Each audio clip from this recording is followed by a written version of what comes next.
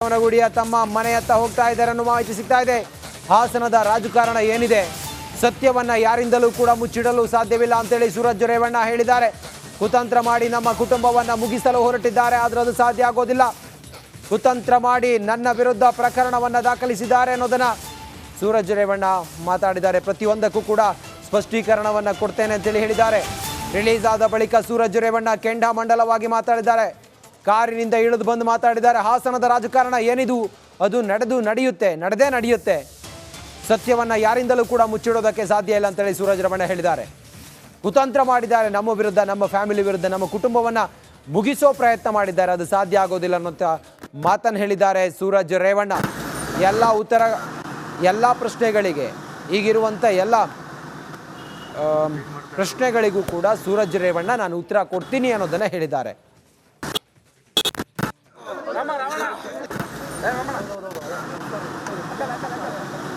ಬಸವನಗುಡಿಯ ನಿವಾಸದತ್ತ ಸೂರಜ್ ರೇವಣ್ಣ ತೆರಳುತ್ತಾ ಇರುವಂತ ಲೈವ್ ದೃಶ್ಯವನ್ನ ಗಮನಿಸ್ತಾ ಇದ್ದೀರಿ. ಸೂರಜ್ ರೇವಣ್ಣ ತೆರಳುತ್ತಿರುವಂತ ಲೈವ್ ದೃಶ್ಯಾವಳಿ ಇವತ್ತು ರಿಲೀಸ್ ಆಗಿ, ಸೂರಜ್ ರೇವಣ್ಣ ಕೆಲವೇ ಕ್ಷಣದ ಹಿಂದೆ ರಿಲೀಸ್ ಆಗಿ ಪರಪ್ಪನ ಅಗ್ರಹಾರದಿಂದ ಬಸವನಗುಡಿಯತ್ತ ಸೂರಜ್ ರೇವಣ್ಣ ತೆರಳುತ್ತಾ ಇದ್ದಾರೆ. ಬಸವನಗುಡಿಯಲ್ಲಿರುವ ರೇವಣ್ಣ ನಿವಾಸಕ್ಕೆ ಸೂರಜ್ ರೇವಣ್ಣ ಹೋಗ್ತಾರೆ. 30 ದಿನಗಳ ಬಳಿಕ ತಂದೆ ನಿವಾಸಕ್ಕೆ ಹೋಗುತ್ತಿದ್ದಾರೆ ಸೂರಜ್ ರೇವಣ್ಣ. ತಂದೆ ತಾಯಿ ಭೇಟಿಯಾಗಿ ಸೂರಜ್ ರೇವಣ್ಣ ಅವರ ಮನೆಗೇನೆ ಹೋಗ್ತಾ ಇದ್ದಾರೆ, ಅವರ ಭೇಟಿಗಾಗಿ. ಬಸವನಗುಡಿಯಲ್ಲಿರುವ ರೇವಣ್ಣ ನಿವಾಸದತ್ತ ಈಗ ಸೂರಜ್ ರೇವಣ್ಣ ಹೋಗ್ತಾ ಇದ್ದಾರೆ. 30 ದಿನಗಳಿಂದ ಅವರು ಪರಪ್ಪನ ಅಗ್ರಹಾರ ಜೈಲಿನಲ್ಲಿದ್ದರು. ನಿನ್ನೆ ಅವರಿಗೆ ಬೇಲಾಯಿತು, ಇವತ್ತು ರಿಲೀಸ್ ಆದರು, ಈಗ ಹೋಗ್ತಾ ಇದ್ದಾರೆ. ಪರಪ್ಪನ ಅಗ್ರಹಾರದಿಂದ ಬಸವನಗುಡಿಯತ್ತ ಸೂರಜ್ ರೇವಣ್ಣ ಹೋಗ್ತಾ ಇದ್ದಾರೆ. ನಾನು ಎಲ್ಲಿಗೂ ಕೂಡ ಓಡಿ ಹೋಗೋದಿಲ್ಲ, ನಿಮ್ಮ ಮುಂದೆ ಪ್ರತಿಯೊಂದನ್ನು ಕೂಡ ನಾನು ಹೇಳ್ತೀನಿ. ಯಾರು ಷಡ್ಯಂತ್ರ ಮಾಡಿದ್ರು, ಏನು ಮಾಡಿದ್ರು, ಯಾಕಾಗಿ ಮಾಡಿದ್ರು, ರಾಜಕಾರಣವೈದು, ಇದೆಲ್ಲವನ್ನು ಕೂಡ ನಿಮ್ಮ ಮುಂದೆ ನಾನು ಮಾತಾಡ್ತೀನಿ ಅನ್ನೋದನ್ನು ಸೂರಜ್ ರೇವಣ್ಣ ಮಾಧ್ಯಮದ ಮುಂದೆ ಹೇಳಿದ್ದಾರೆ. ಷಡ್ಯಂತ್ರ ಹೇಗೆಲ್ಲ ಆಯಿತು ಅನ್ನೋದ್ರ ಬಗ್ಗೆಯೂ ಕೂಡ ನಾನು ಮಾತಾಡ್ತೀನಿ ಅನ್ನೋದನ್ನು ಹೇಳಿದ್ದಾರೆ. ನೋಡಿ, ಲೈವ್ ದೃಶ್ಯಾವಳಿ ರಿಪಬ್ಲಿಕ್ ಕನ್ನಡಕ್ಕೆ ಮಾತ್ರ ಸೂರಜ್ ರೇವಣ್ಣ ಅವರು ಬಸವನಗುಡಿಯ ತಮ್ಮ ನಿವಾಸದತ್ತ ಹೋಗ್ತಾ ಇರುವಂಥ ಲೈವ್ ದೃಶ್ಯಾವಳಿಯನ್ನು ಗಮನಿಸ್ತಾ ಇದ್ದೀರಿ. ಸೂರಜ್ ರೇವಣ್ಣ ರಿಲೀಸ್ ಆಗಿದ್ದಾರೆ. ನಮ್ಮ ಕುಟುಂಬದ ಮೇಲೆ ಷಡ್ಯಂತ್ರ ಆಗಿದೆ ಅನ್ನೋದನ್ನು ಹೇಳಿದ್ದಾರೆ. ಇದೆಲ್ಲದಕ್ಕೂ ಕೂಡ ಉತ್ತರ ಕೊಡ್ತೀನಿ, ಓಡೋಗೋದಿಲ್ಲ ಅನ್ನೋ ಮಾತನ್ನು ಕೂಡ ಸೂರಜ್ ರೇವಣ್ಣ ಹೇಳಿದ್ದಾರೆ.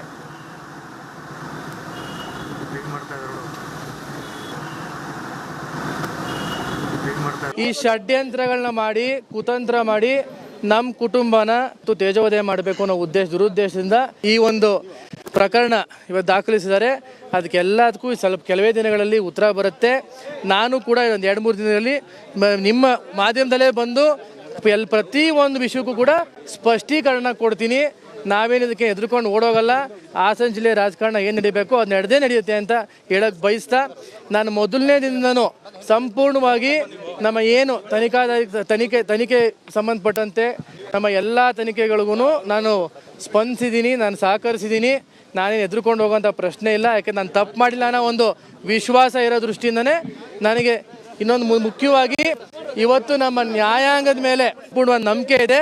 ಈ ಒಂದು ಷಡ್ಯಂತ್ರದಿಂದ ನಾನು ಯಾವುದೇ ಕಾರಣಕ್ಕೂ ಕೇಸ್ ಅನ್ನಲ್ಲ, ಇದು ಷಡ್ಯಂತ್ರ ಅಂತ ಹೇಳ್ತೀನಿ, ಒಂದು ಕುತಂತ್ರ ಅಂತಾನೆ ಹೇಳ್ತೀನಿ. ಈ ಕುತಂತ್ರದಿಂದ ಪರಿಪೂರ್ಣ ಮುಕ್ತವಾಗಿ ಹೊರಗೆ ಬರ್ತೀನಿ ನನ್ನ ನಂಬಿಕೆ ಇದೆ. ಪೂರ್ಣವಾದ ಪ್ರಕರಣದ ವಿಷಯವಾಗಿ ಇನ್ನು ಕೆಲವೇ 2-3 ದಿನದಲ್ಲಿ ತಾಳ್ಮೆಯಿಂದ ಇರಿ. ನಾನೇನು ಎಲ್ಲೂ ಓಡೋಗಲ್ಲ, ನಾನು ಎಲ್ಲೂ ಓಡೋಗಲ್ಲ. 2 ವಿಷಯಕ್ಕೆ ನಿಮಗೆ ಉತ್ತರ ಕೊಡಕ್ಕೆ ಬಯಸ್ತೀನಿ ಅಷ್ಟೇ. ಈ ಸಂದರ್ಭದಲ್ಲಿ ಶಿವಕುಮಾರ್ ಅಂತ ಯಾವ ವ್ಯಕ್ತಿ ಹೇಳ್ತಾ ಇದ್ದೀರಾ, ಅವ್ನು ಯಾವ ನಮ್ಮ ಆಪ್ತ ಸಹಾಯಕನೂ ಅಲ್ಲ, ಯಾವ ಕಾರ್ ಚಾಲಕನೂ ಅಲ್ಲ.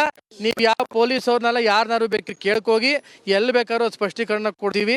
ನಮಗಿರೋದು ಒಬ್ಬರೇ ಕಾರ್ ಚಾಲಕ, ಅದು ನಮ್ಮ ಲೋಕೇಶ್ ಅಂತ. ಇನ್ಯಾರು ನಮ್ಮ ಕಾರ್ ಚಾಲಕನೂ ಇಲ್ಲ, ಯಾವ ಆಪ್ತ ಸಹಾಯಕನೂ ಇಲ್ಲ. ಒಂದು 2ನೇದು, ಇವತ್ತು ಹಾಸನ ಜಿಲ್ಲೆಯಲ್ಲಿ ಯಾವುದೇ ರೀತಿಯಾದಂಥ ರೇವಣ್ಣ ಸಾಹೇಬ್ರ ಮೇಲೆ ನಮಗೆ ಕಪ್ಪು ಚುಕ್ಕಿ ಇಲ್ಲ. ಈ ವೈಯಕ್ತಿಕ ವಿಷಯಗಳನ್ನ ತೆಗೆದುಬಿಟ್ಟು ವೈಯಕ್ತಿಕ ಇಲ್ಲದೆ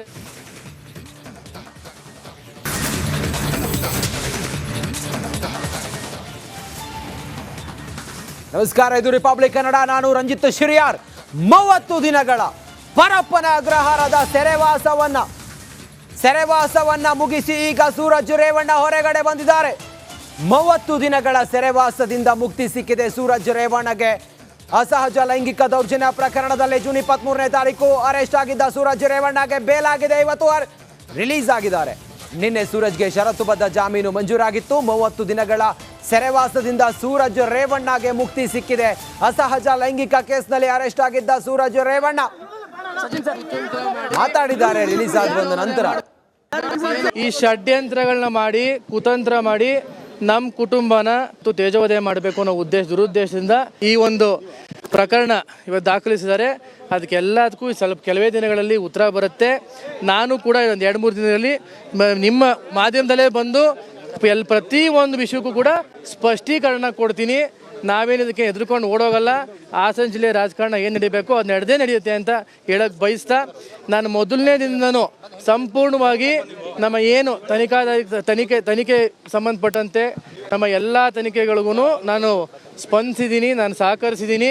ನಾನೇನು ಹೆದರ್ಕೊಂಡು ಹೋಗೋಂಥ ಪ್ರಶ್ನೆ ಇಲ್ಲ. ಯಾಕೆ ನಾನು ತಪ್ಪು ಮಾಡಿಲ್ಲ ಅನ್ನೋ ಒಂದು ವಿಶ್ವಾಸ ಇರೋ ದೃಷ್ಟಿಯಿಂದನೇ ಈ ಷಡ್ಯಂತ್ರಗಳನ್ನ ಮಾಡಿ ಕುತಂತ್ರ ಮಾಡಿ ನಮ್ಮ ಕುಟುಂಬನ ತೇಜೋವಧೆ ಮಾಡಬೇಕು ಅನ್ನೋ ದುರುದ್ದೇಶದಿಂದ ಈ ಒಂದು ಪ್ರಕರಣ ಇವತ್ತು ದಾಖಲಿಸಿದ್ದಾರೆ. ಅದಕ್ಕೆಲ್ಲದಕ್ಕೂ ಸ್ವಲ್ಪ ಕೆಲವೇ ದಿನಗಳಲ್ಲಿ ಉತ್ತರ ಬರುತ್ತೆ. ನಾನು ಕೂಡ ಒಂದು 2-3 ದಿನದಲ್ಲಿ ನಿಮ್ಮ ಮಾಧ್ಯಮದಲ್ಲೇ ಬಂದು ಪ್ರತಿ ಒಂದು ವಿಷಯಕ್ಕೂ ಕೂಡ ಸ್ಪಷ್ಟೀಕರಣ ಕೊಡ್ತೀನಿ. ನಾವೇನಿದಕ್ಕೆ ಹೆದರ್ಕೊಂಡು ಓಡೋಗಲ್ಲ. ಹಾಸನ ಜಿಲ್ಲೆ ರಾಜಕಾರಣ ಏನು ನಡೀಬೇಕು ಅದು ನಡೆಯುತ್ತೆ ಅಂತ ಹೇಳಕ್ಕೆ ಬಯಸ್ತಾ, ನಾನು ಮೊದಲನೇ ದಿನದಿಂದನೂ ಸಂಪೂರ್ಣವಾಗಿ ನಮ್ಮ ಏನು ತನಿಖೆ ಸಂಬಂಧಪಟ್ಟಂತೆ ನಮ್ಮ ಎಲ್ಲ ತನಿಖೆಗಳಿಗೂ ನಾನು ಸ್ಪಂದಿಸಿದ್ದೀನಿ, ನಾನು ಸಹಕರಿಸಿದ್ದೀನಿ. ನಾನೇನು ಹೆದರ್ಕೊಂಡು ಹೋಗೋಂಥ ಪ್ರಶ್ನೆ ಇಲ್ಲ. ಯಾಕೆ ನಾನು ತಪ್ಪು ಮಾಡಿಲ್ಲ ಅನ್ನೋ ಒಂದು ವಿಶ್ವಾಸ ಇರೋ ದೃಷ್ಟಿಯಿಂದನೇ ಈ ಷಡ್ಯಂತ್ರಗಳನ್ನ ಮಾಡಿ ಕುತಂತ್ರ ಮಾಡಿ ನಮ್ಮ ಕುಟುಂಬನ ತೇಜೋವಧೆ ಮಾಡಬೇಕು ಅನ್ನೋ ದುರುದ್ದೇಶದಿಂದ ಈ ಒಂದು ಪ್ರಕರಣ ಇವತ್ತು ದಾಖಲಿಸಿದ್ದಾರೆ. ಅದಕ್ಕೆಲ್ಲದಕ್ಕೂ ಸ್ವಲ್ಪ ಕೆಲವೇ ದಿನಗಳಲ್ಲಿ ನನಗೆ ಇನ್ನೊಂದು ಮುಖ್ಯವಾಗಿ ಇವತ್ತು ನಮ್ಮ ನ್ಯಾಯಾಂಗದ ಮೇಲೆ ಪೂರ್ಣ ನಂಬಿಕೆ ಇದೆ. ಈ ಒಂದು ಷಡ್ಯಂತ್ರದಿಂದ ನಾನು ಯಾವುದೇ ಕಾರಣಕ್ಕೂ ಕೇಸ್ ಅನ್ನಲ್ಲ, ಇದು ಷಡ್ಯಂತ್ರ ಅಂತ ಹೇಳ್ತೀನಿ, ಒಂದು ಕುತಂತ್ರ ಅಂತಾನೆ ಹೇಳ್ತೀನಿ. ಈ ಕುತಂತ್ರದಿಂದ ಪರಿಪೂರ್ಣ ಮುಕ್ತವಾಗಿ ಹೊರಗೆ ಬರ್ತೀನಿ ಅಂತ ನನ್ನ ನಂಬಿಕೆ ಇದೆ. ಪೂರ್ಣವಾದ ಪ್ರಕರಣದ ವಿಷಯವಾಗಿ ಇನ್ನು ಕೆಲವೇ 2-3 ದಿನದಲ್ಲಿ ತಾಳ್ಮೆಯಿಂದ ಇರಿ. ನಾನೇನು ಎಲ್ಲೂ ಓಡೋಗಲ್ಲ, ನಾನು ಎಲ್ಲೂ ಓಡೋಗಲ್ಲ. ನನಗೆ ಇನ್ನೊಂದು ಮತ್ತಷ್ಟು ಮಾಹಿತಿಯೊಂದಿಗೆ ನನ್ನ ಕಲೀಗ್ ದಿವಿತ್. ಈಗ ಪರಪ್ಪನಗ್ರಹಾರ ಜೈಲಿನಿಂದ ಬಿಡುಗಡೆಯಾದ ಸೂರಜ್ ರೇವಣ್ಣ ಅವರ ಕಾರನ್ನ ಹಿಂಬಾಲಿಸ್ಕೊಂಡು ಹೋಗ್ತಾ ಇದ್ದಾರೆ, ಅಲ್ಲೇ ಸ್ಥಳದಲ್ಲಿದ್ದಾರೆ. ದಿವಿತ್, ಹೊರಗಡೆ ಬಂದ ಸೂರಜ್ ರೇವಣ್ಣ ಏನು ಹೇಳಿದ್ರು? ನನಗೆ ಇನ್ನೊಂದು ಮುಖ್ಯವಾಗಿ ಸಾಧ್ಯ ಆಗಿಲ್ಲ. ಇವತ್ತು ನಮ್ಮ ನ್ಯಾಯಾಂಗದ ಮೇಲೆ ಪೂರ್ಣ ನಂಬಿಕೆ ಇದೆ. ಈ ಒಂದು ಷಡ್ಯಂತ್ರದಿಂದ ನಾನು ಯಾವುದೇ ಕಾರಣಕ್ಕೂ ಕೇಸ್ ಅನ್ನಲ್ಲ, ಇದು ಷಡ್ಯಂತ್ರ ಅಂತ ಹೇಳ್ತೀನಿ, ಒಂದು ಕುತಂತ್ರ. ಜೈಲಿನಿಂದ ರಿಲೀಸ್ ಆದ ಸೂರಜ್ ಎಲ್ಲಿಗೆ ಹೋಗ್ತಾರೆ? ಹೊಳೆನರಸೀಪುರ